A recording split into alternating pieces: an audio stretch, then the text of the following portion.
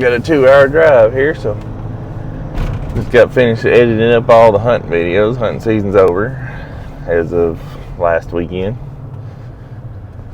I did go hunting last week, last Saturday, but I didn't stay long because my feeder was out of corn, and it's just one of them deals. I wasn't going to worry with it. I mean, it probably just ran out. I actually saw a doe and a fawn, but I knew I tried to get it to, when I filled it up right before Thanksgiving, or right after Thanksgiving, I knew it was going to be close to making it all the way, but it didn't. So figured I would make a video here and just discuss my hunting season. It was a tough one. It was tough, which it's been here the last few years. I hadn't, like last year, I only hunted deer lease like twice because I got sick after I got back when I was up in Missouri. Similar thing happened this year. I mean, I'm not sick, but got something going on. Been going to the doctor trying to figure it out. So, sinus pressure for about 2 months. Went to urgent care and they gave me something, and then went to, after that ran out, that didn't work, and went to the urgent care again, told them still the same thing, and they told me to take something else, some Zyrtec D, and just take it till the box was empty. So don't do that, because it jacks with your blood pressure and your heart rate and everything else. So I did go to the doctor, and they took some x-rays of my sinuses and it was negative, so they set up an ENT for me to go to. And then I got done, or before I could go there, I was still taking the Zyrtec D like they told me to, and yeah, my blood pressure went up, skyrocketed. My heart rate was 157. I went to the emergency room. They gave me some blood pressure medication through an IV, got it come down, stopped taking the stuff, and back to normal on that, but still got the sinus pressure. So I went to the guy, and the ENT this week, he put me on, he doesn't think it's my sinuses, he thinks it's something to do with muscular, so he gave me some muscle relaxers and some anti-inflammatories to take for like 7 days. So we'll see what happens. But with all that said, I decided since I didn't know what it was, I was going to wait to go hunting. So I only went out there 3 days worth of hunting at the deer lease. The last one that I just edited last night, I saw a lot of deer, and at the time I thought I had a sinus infection, so I passed on some deer that I probably should have shot, thinking I'll have another chance to hunt them, and never went back out there, except for the last Saturday where didn't have any corn. So I sat there and does blew at me, and I was like, well, I'm going home. So I wasn't even out there probably 45 minutes. But I got to go out there and get my stuff, because that place will be all sold up by next year. So I don't know what I'm going to do for next year.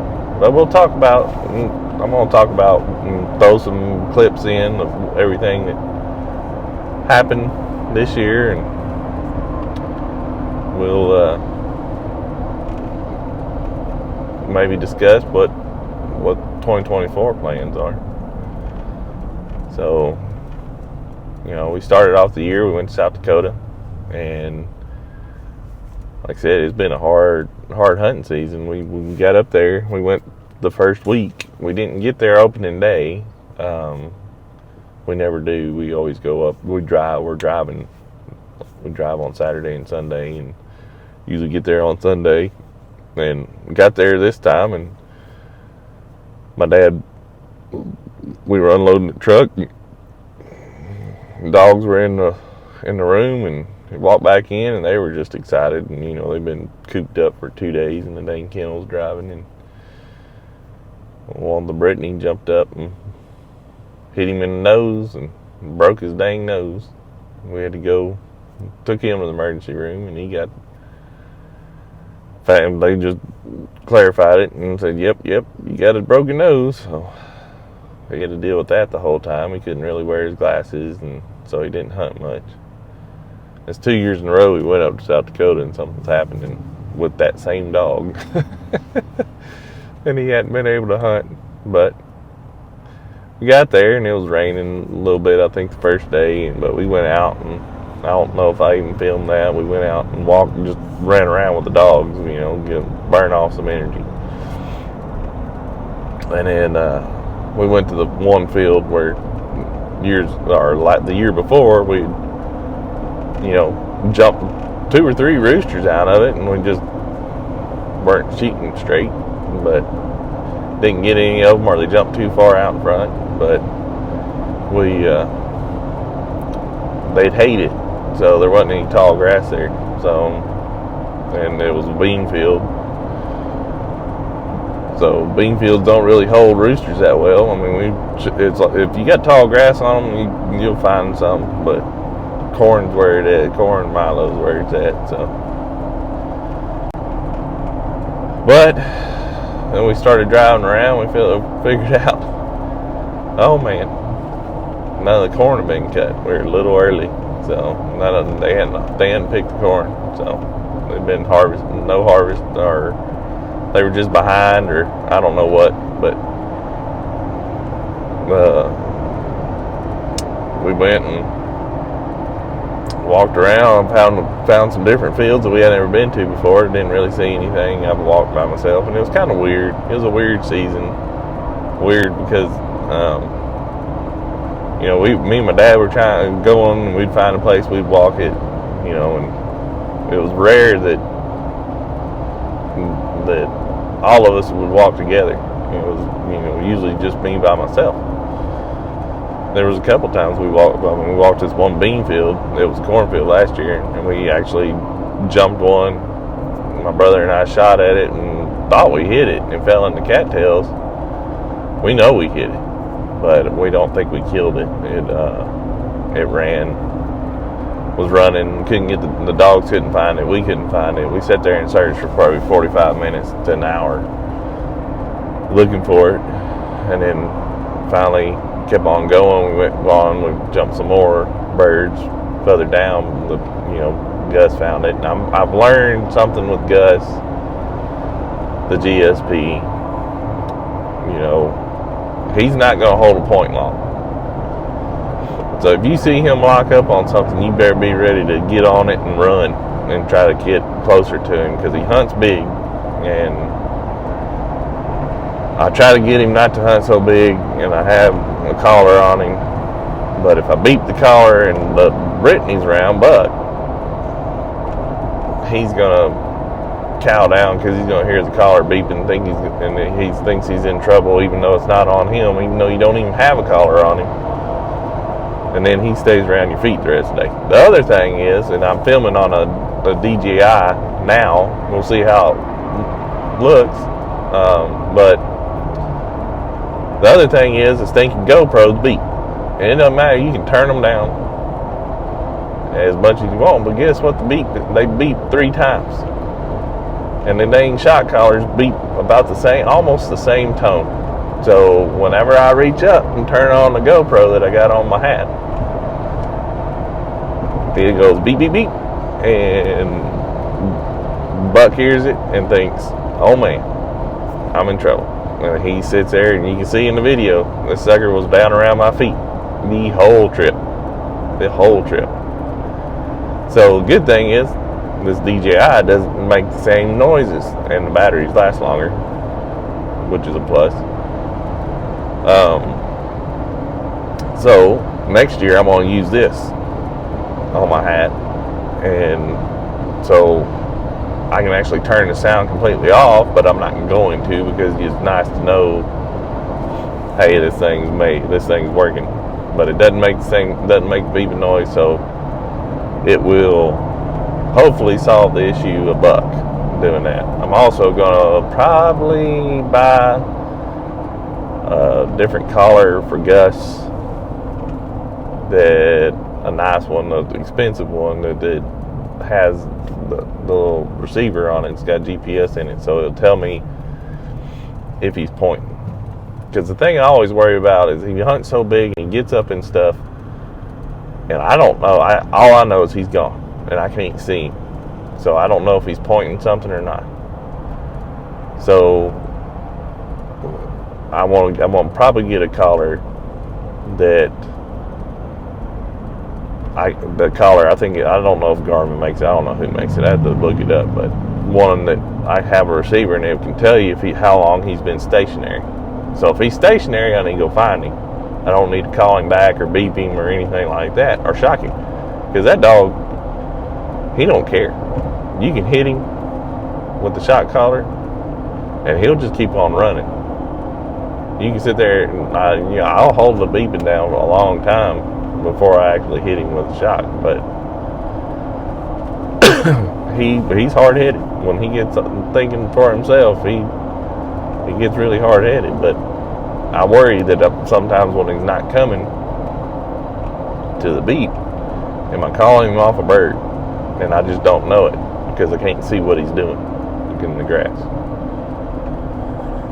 But, we made the best of it. We went around. We had the duck license. We got drawn for ducks, so we went up there, and it's a learning experience. I mean, we've never done that before. I mean, I've duck hunted in the past, and, I went out to some Corps of Engineer lakes here in Texas and hunted them, and rode up Trinity River with my brother-in-law way back when, and his buddy Jason, long time ago, when I was still, I might have still been in college.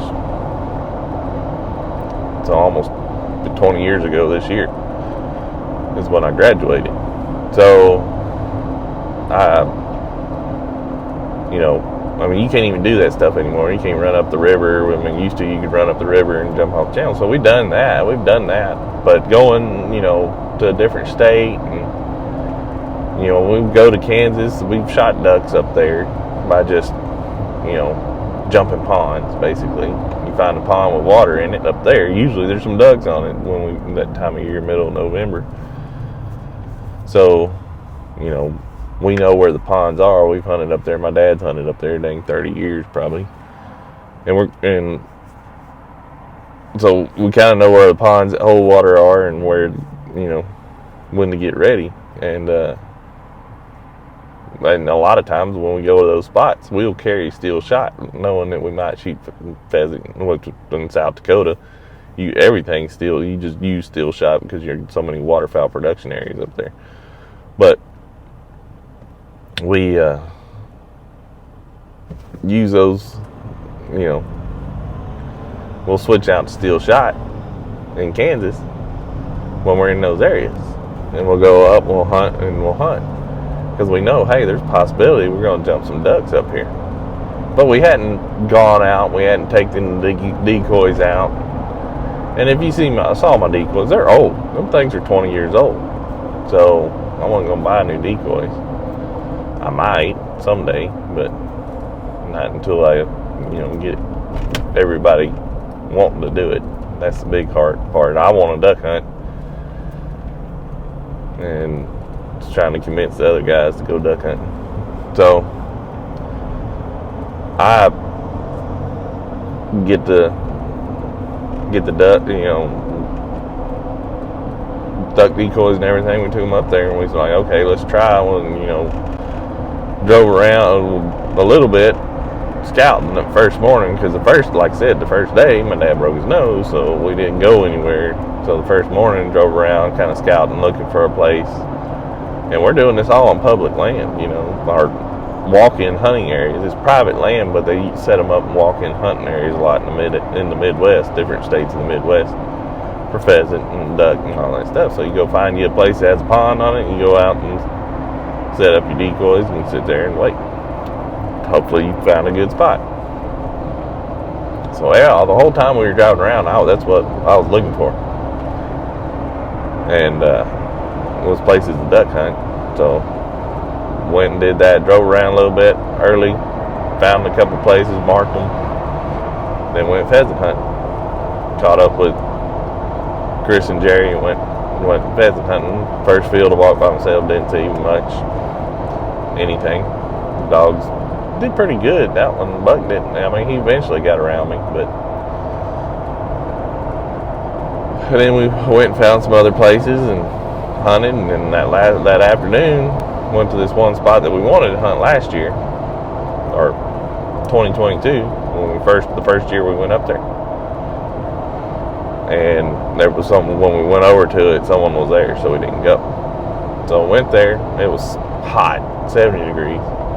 I walked this whole place by myself, waiting on. I wasn't going to wait for Chris and Jerry. They were a long ways away, so I walked it with the dogs. I got too hot. The dogs got too hot. It was hot. It was 70 degrees. Like, golly. So we went and drove. Or I came back, and I was hungry. I hadn't really eaten anything all day. I got some stuff to eat and sitting there drinking some water, some Gatorade or something. And Chris and Jerry show up. I'm sitting there, and like, yeah, y'all, I just walked this over here. Y'all can walk it if you want to. So they took off walking it. I'm just sitting there, relaxing in the truck, halfway sleeping, I think. And I'd hear a dang rooster cackling. Now I look around. That sucker lands right on within 50 yards of the stinking truck and in the next to a pond in the cattail. Well, I'd jump out and I'd grab my vest and my gun and I'd take off, and I didn't even think about grabbing the camera. And I was just trying to get there so I could get it before he took off running. Didn't grab the dog, didn't grab nothing, just orange vest and my shotgun. Went around there, snuck up and got it, and you're like, oh man, he must have run off. Couldn't find him. Took another step, boom, he flies up and I shoot him. Man, this is a start to a great trip, is what I'm thinking. This was, but found out that corn still standing out there, man. It makes a difference. Because yeah, I've jumped some birds. I jumped some birds the next morning. Well, I think it was the next morning. Gus ran right past them. Don't know what the deal was there, and he jumped them. Or then I heard them when they flew, and the rooster flew the wrong direction, so he flew out the other direction, behind the trees. And then didn't see much. We went duck hunting. Didn't that first morning. Really didn't get to probably a good spot, but Jerry got one early. Got one early, and then couldn't really get them to come in. And then we went pheasant hunting, and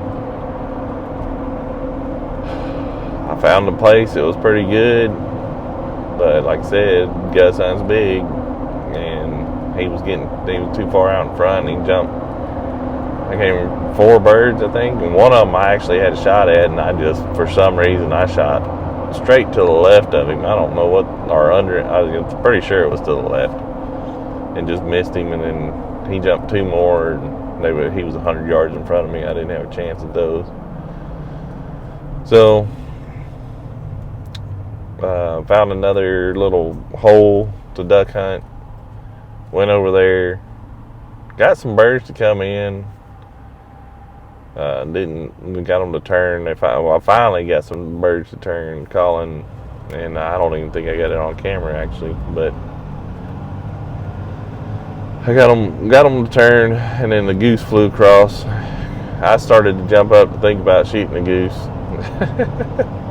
And then I changed my mind because those birds were working in, and there were more of them than the one goose flying over. So I sat back down, but when I did, my brother was like, "What's he sitting down for?" And Chris shot at the sucker, missed it, but we didn't get it. And then finished up there, and then Chris was sick, been sick the whole time we were up there. So they decided to leave, and the storm was coming in, so we decided to leave. But I went hunting that last morning, didn't see a dang thing. I was thinking I saw some birds, but I didn't get anything to come in. I didn't take my little motion decoy out there, because it helps. It helped, it seemed like. I never used one before, but when there was nothing there, the birds weren't even paying attention to the spread that I had out. So,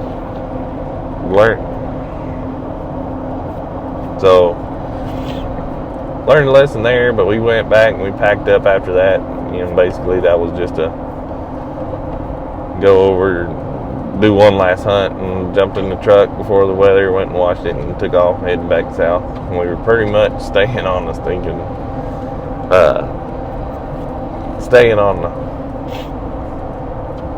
right in front of the edge of the front the whole way back home.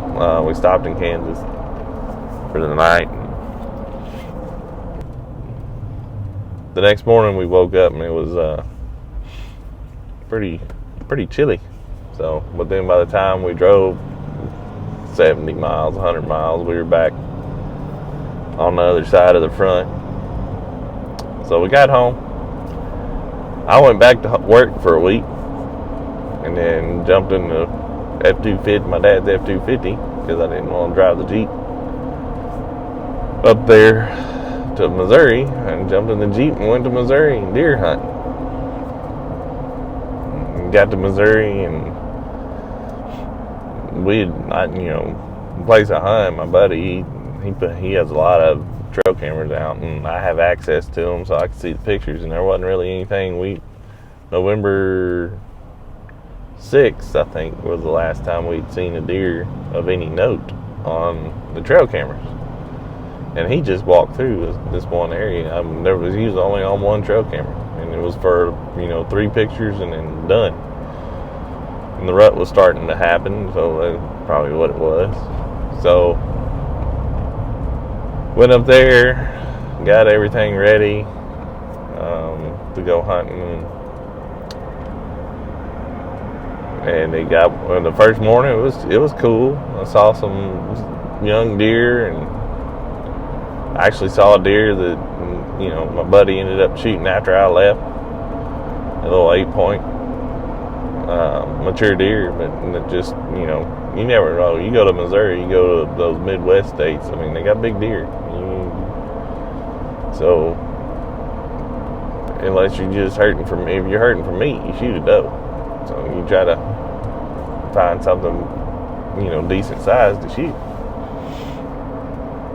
But then it warmed up, and the deer really stopped moving. Wasn't seeing much.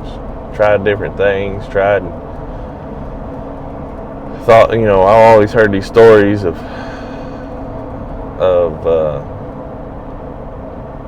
farmers talking about all these big deer that they see when they're on the combine harvesting. And so this one, the last day that I really hunted, I tried rattling and everything, tried doing it in different spots, hunting. I was only really seeing deer in one stand.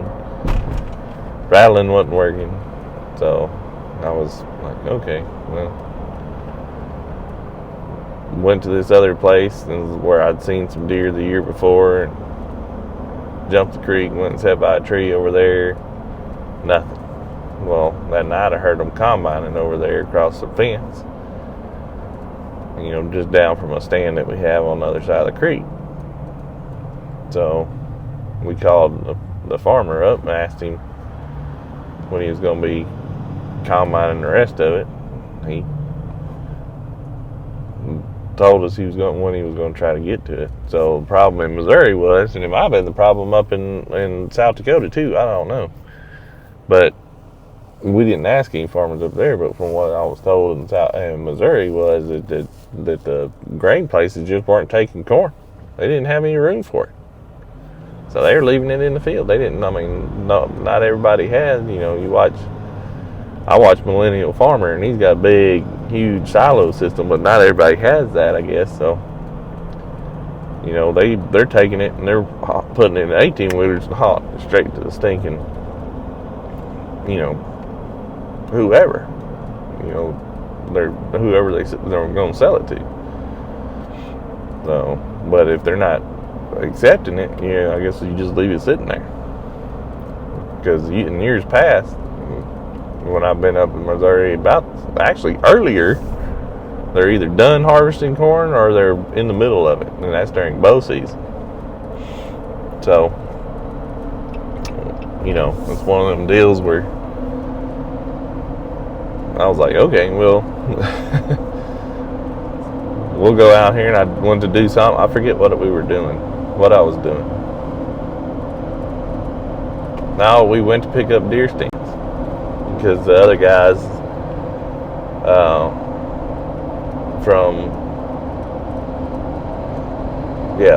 the other guys that were up there hunting, they're from Pennsylvania, cousins of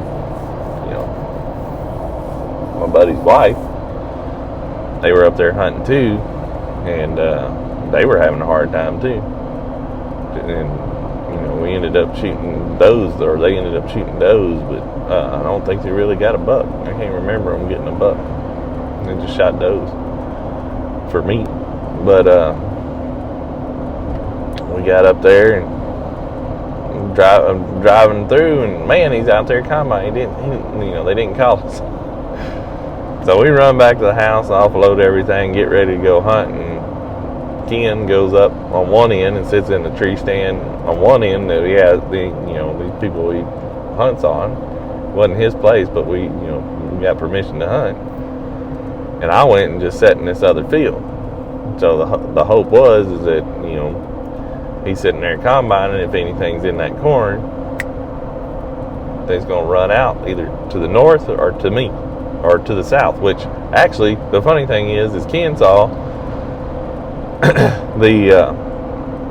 the farmer's son actually came out there, and there's a deer stand up on the hill to the south, and he actually got in that deer stand to the hill to the south for the same reason.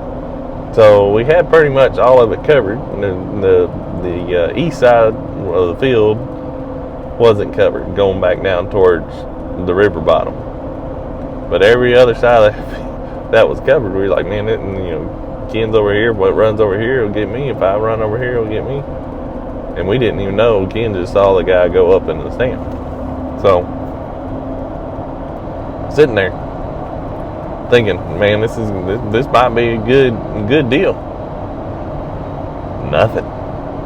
I didn't see anything. It was 70 degrees. Them deer, my guess is they were just in the woods trying to stay in the shade just as much as we were, even though it was a rut and everything. Didn't see nothing. So, and we went, and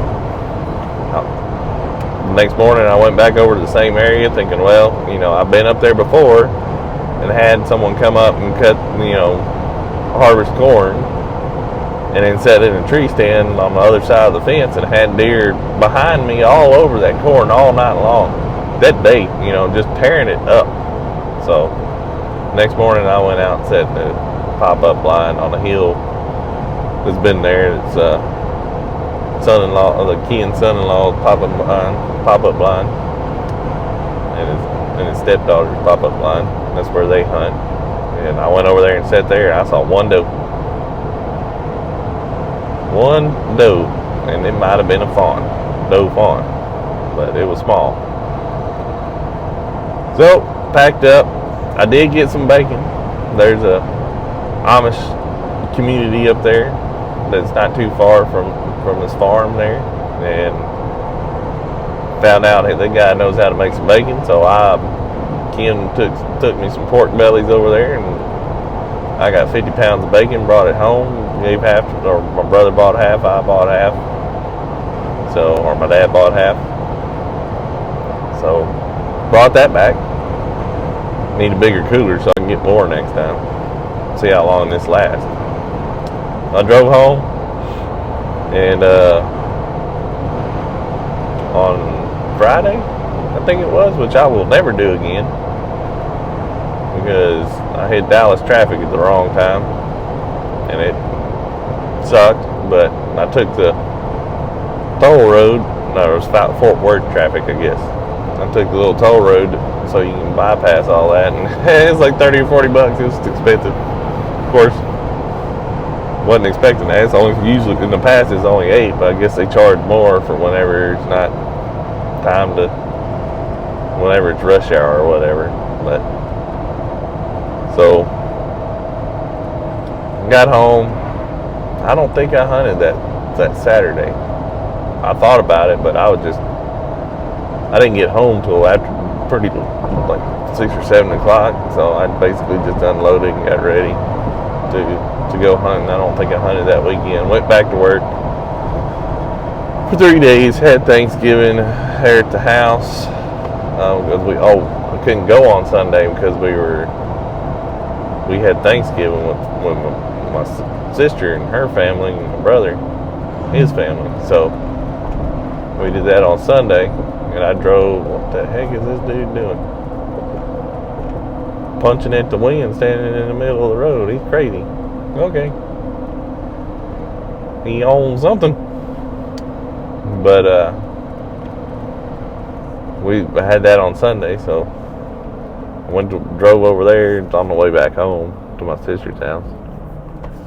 And then we went hunting. I went to work, came back, and then started hunting in Texas. And went out there that first morning, and I didn't really see much, but I saw a few. Saw some does, but the rut was on, man. They were chasing and hunting. They were chasing and heard a fight. Couldn't get it on camera, but I got the sound on camera. It's hard to hear, but there's a little fight there. So saw that. Went out there that afternoon. Saw some more deer. Nothing special, nothing I would, shoot right off the bat, but but then I went out the next morning and tried rattling, and there was nothing. So didn't see anything second day, and then I went out and my buddy called me and said, "Hey, got some people coming out at the deer lead.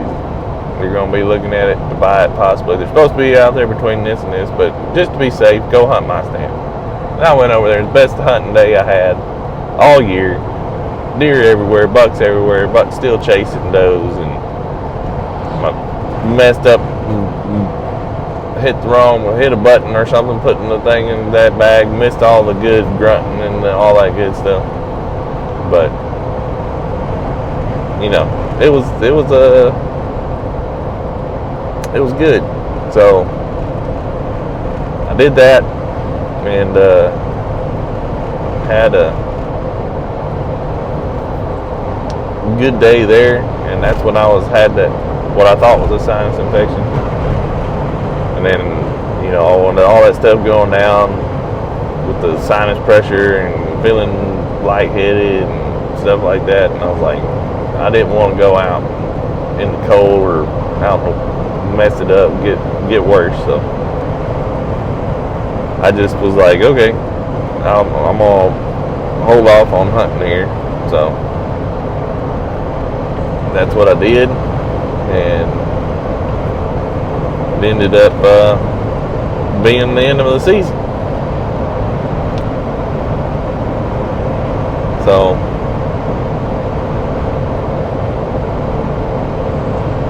that's about the end of the season. It was a tough one. Didn't see much. Like I said, I thought about it. I probably should have shot one of those deer that last morning that really went out. but I didn't. And thought I was going to have plenty more days to hunt, and I just didn't go. So that's where we're at. Going up, got some stuff to do. Need to change the oil, rotate the tires on this Jeep, and all that good kind of stuff. But change the oil in the Jeep. But I still got free oils, so I'm gonna let them do that 2 more times. But yeah, I gotta change the oil in the car. But you know, that was a recap of 2024 or 2023, and didn't get anything. It was a tough season, and hopefully next year will be better. I already got some stuff planned. What I'm gonna do. I'll talk about that here in a second. Got to switch cameras when I stop to get diesel up here, because this one overheated. I don't know how much I got or not, so I need to check that. But we'll get the other GoPro out, stick it on here. I don't know what to do about these cameras overheat. They just overheat. And this one, I got this one hoping it wouldn't overheat, but the thing on the screen says it overheated. It says device overheated, screen will be disabled in 3 seconds. So it's pretty warm. I don't know what to do about that. Man, the whole time I was up in Colorado, it never got hot. It never did that. No, I don't need to turn that down. I don't know. Kind of weird.